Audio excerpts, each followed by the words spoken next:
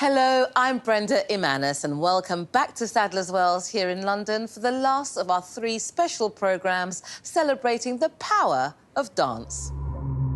More world-class performances from some of the country's leading dance companies and rising stars lined up for you in our final programme. Choreographer Kenneth Tindall and Northern Ballet bring us a poignant new work inspired by the events of the past year.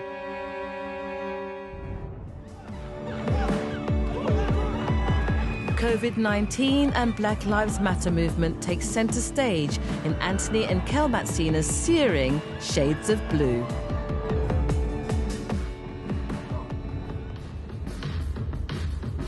From French choreographer Marion Motin, an explosive debut collaboration with world-renowned Rambert.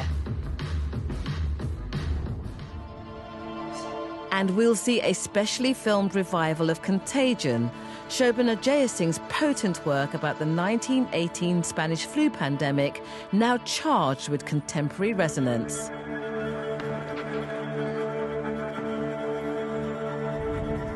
That's all here on Dancing Nation. All of the newly filmed performances showcased here at Dancing Nation have been made possible by following strict COVID protocols and working to the latest government guidelines. Our dancers have done whatever is needed to bring you these performances safely, testing, social distancing, working in bubbles and adapting choreography. Watching the dance on show in our 3 programmes, I'm sure you'll agree that all the effort was definitely worth it. To start this final programme, we're going to see a vivid and dramatic dance, a work for our times, choreographed by brothers Anthony and Kel Matsena. A response to the defining events of the past year, from COVID-19 to the Black Lives Matter movement. This dance is full of fury, confinement and isolation. Narrative and language play an important role in the work of these 2 emerging artists, as you'll see. And this piece includes a striking speech written and performed by Kel Matsena. This is dance about the power of protest and the longing for freedom. This is Shades of Blue.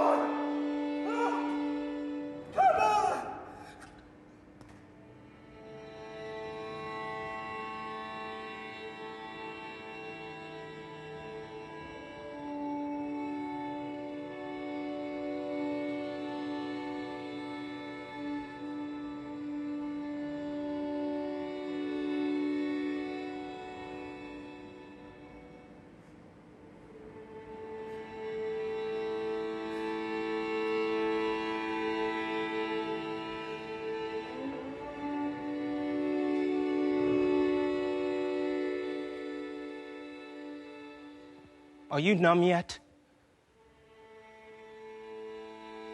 I'll take your silence as a yes. Honestly, I'm jealous of you. Jealous of the fact that you could turn it off, pack it neatly into a little box and just put it away. You see, I've tried. I was told to try. I've been trying so hard to rest my eyes, but fear lays next to me and she holds me tightly in her arms. But I'm still cold. And no amount of tears can put out the fires in my head. They told my ancestors to look down at their own reflection, just so they could be drowned where they weren't paying attention. But here's the part they didn't mention. They meant it. They want to see my blood on brick walls and concrete pavements. They want to see me beat down and trapped in the age of the caveman. They want to see me behind steel bars preying on witness statements. Innocence. You see, my freedom hangs in the balance, but it's tipping towards ignorance. You know, I used to have allies. Our weapons crafted in the form of T-shirts and protests screaming for justice, but now it's silent. You know, I never liked the noise, but this silence is frightening. You see, in this black and white world, you can smell roses, but you can't see blood. So we may have broken the chains, but the scars remain. And so I ask again, are you numb yet? Are you numb? Are you numb? Are you numb? Are you numb? Are you numb? Are you numb? Are you numb?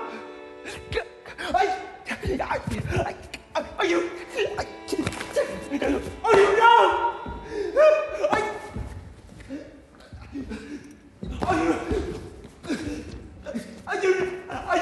Are you numb? Are you numb?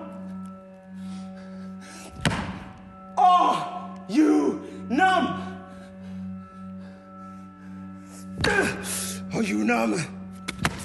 Are you numb? Are you numb? Are you numb?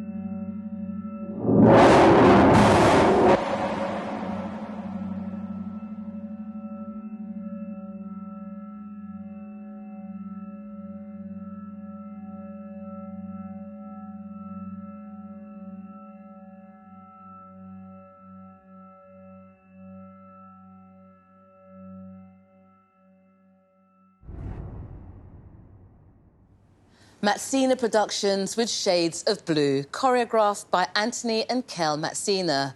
Proof that, despite the challenges of making work, the experiences of the past year have provoked a passionate, creative response. And like Shades of Blue, our next performance is another new work reflecting on recent events. States of Mind was first seen at the Leeds Playhouse in October 2020, and we're so pleased to present an excerpt from the work today on Dancing Nation. It was choreographed for Northern Ballet by Kenneth Tindall, who has created so much wonderful work for the company, including the smash hit Casanova. Inspired by some of the headlines, feelings and changes to our way of life that we've all endured in recent months, States of Mind is Northern Ballet's response in movement to the times we are living through.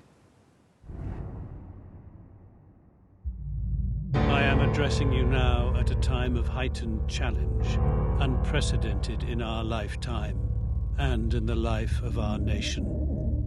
In a time that has brought so many of us grief, huge practical challenges, and has changed almost everything about the way we live. It can feel that we are in the densest part of the forest.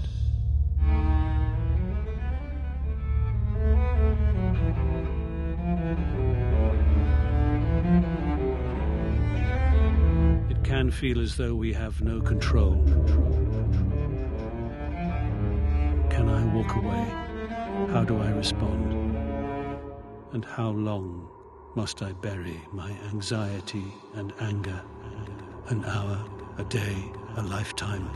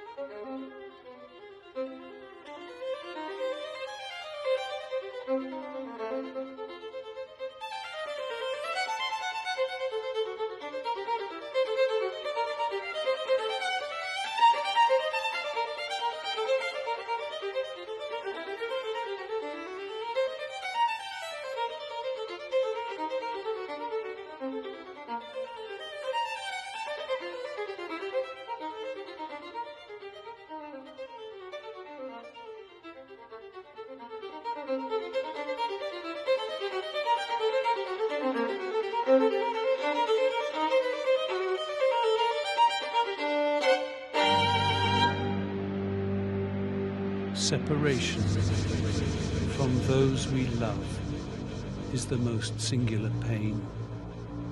A generation locked down, and our instinct as humans is to heal the pain of loneliness.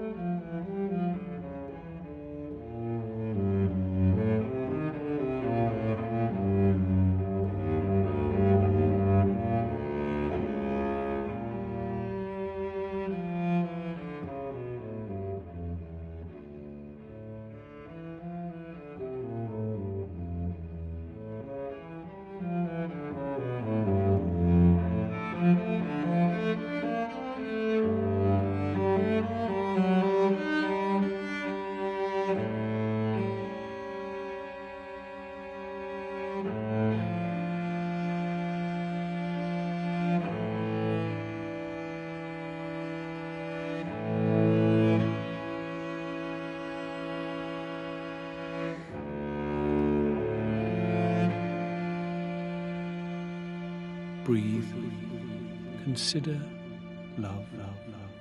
All around us, heart-soaring stories of those brought together.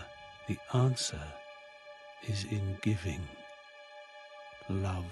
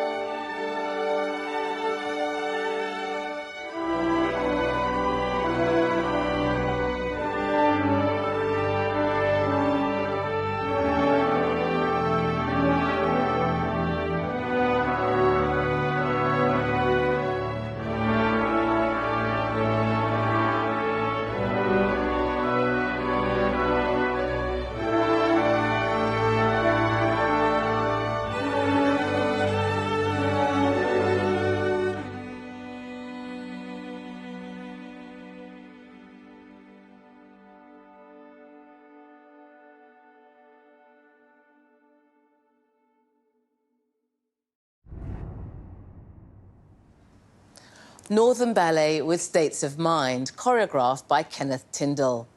We come now to a revival of a work created by critically acclaimed choreographer Shobana Jeyasingh in 2018. Blisteringly dramatic, Contagion commemorates the 1918 Spanish flu pandemic, a disease that killed more people than were lost in the First World War. In our own times, the work takes on a new and powerful resonance. Here to tell us more about Contagion is its choreographer, Shobana Jeyasingh.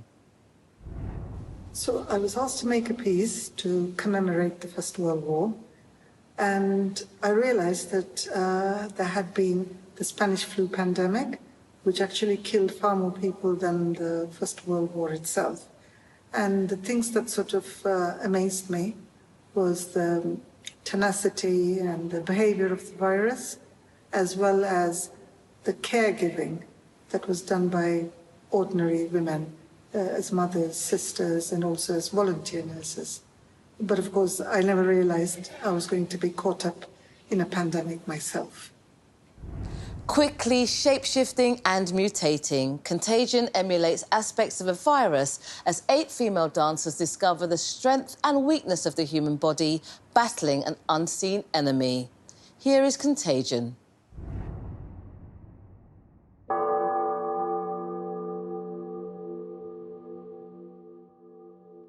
I received a telegram.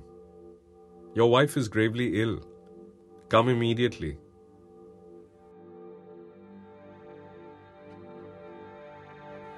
I was 22.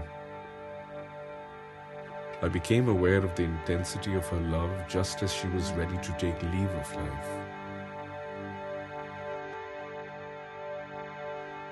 The river Ganges was swollen with dead bodies. At my in-laws' house, I learned that my wife had passed away. As I was walking towards my house, I saw my cousin's corpse being carried to the cremation site. My head grew dizzy. I sat down on the ground to take a hold of myself. At home, I found my cousin's wife lying ill on a pallet. They had 4 sons and a baby girl who was still nursing.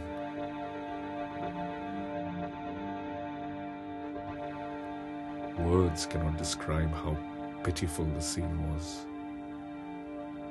How helpless. How tender.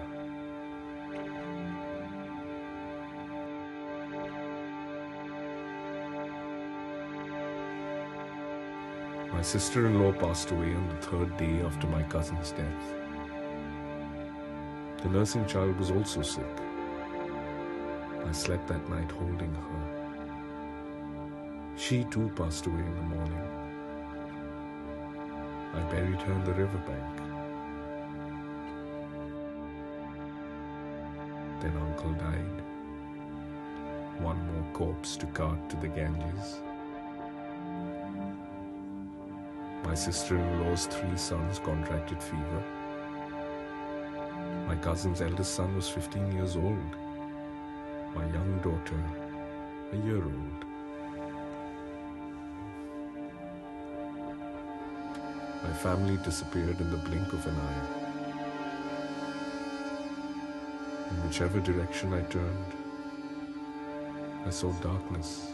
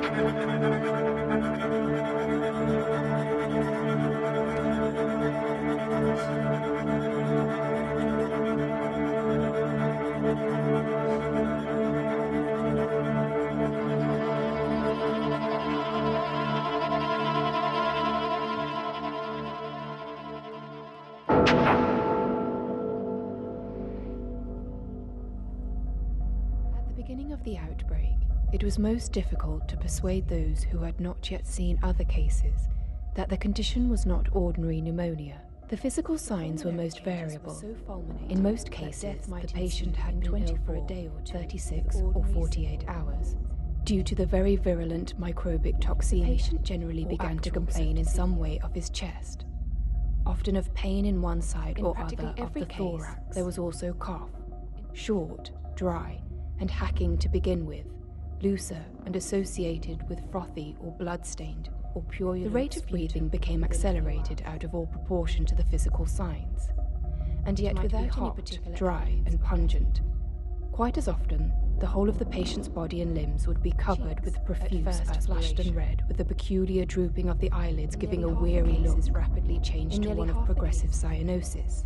It was then that one knew that the prognosis had now altered so completely that the patient was almost certain, almost uniform certainty, by reason of their colour alone. The whole face, and particularly the lips and ears, passed through the stages of dark red to purplish red to reddish purple to absolute purple, of dark red epistaxis, to purplish nosebleed to reddish purple, coughing blood was also common, with the expectoration of bright red liquid blood in amounts varying from half a teaspoonful to several ounces.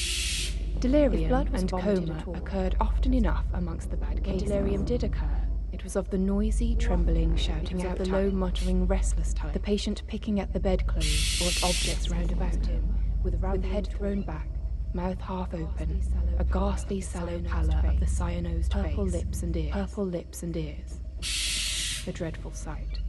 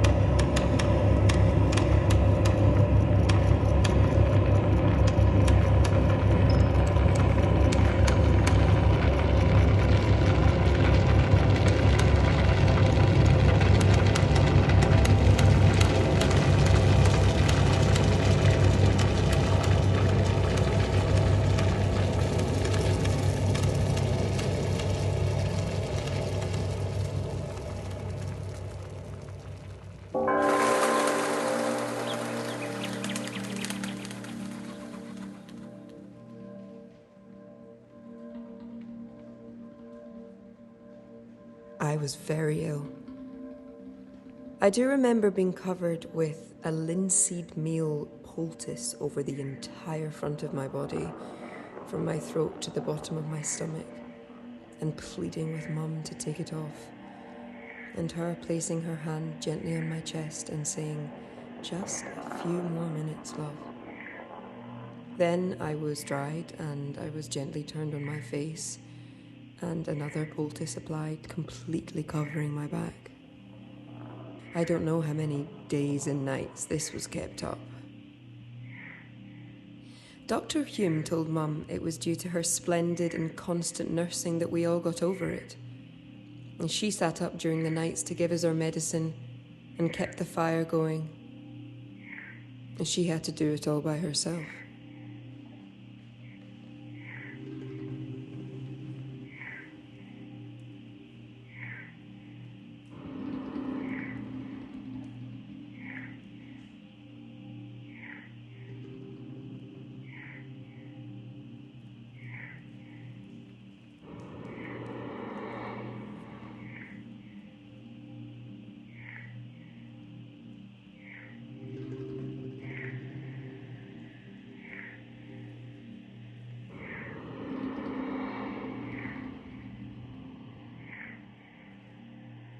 There wasn't a sound in the village. The silence was to be broken only by the screeching of owls, which until then had been unknown there and now mysteriously appeared in the rooms of the dying at night.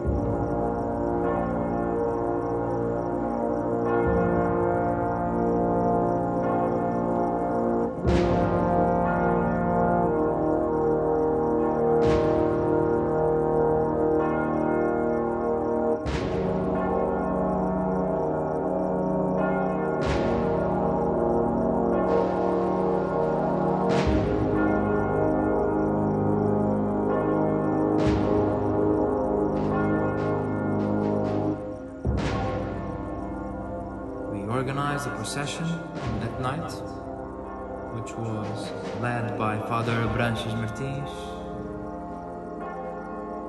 It went round the whole village.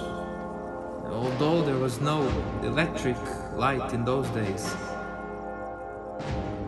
there were so many candles and lanterns that the village was bathed in a sea of light that night.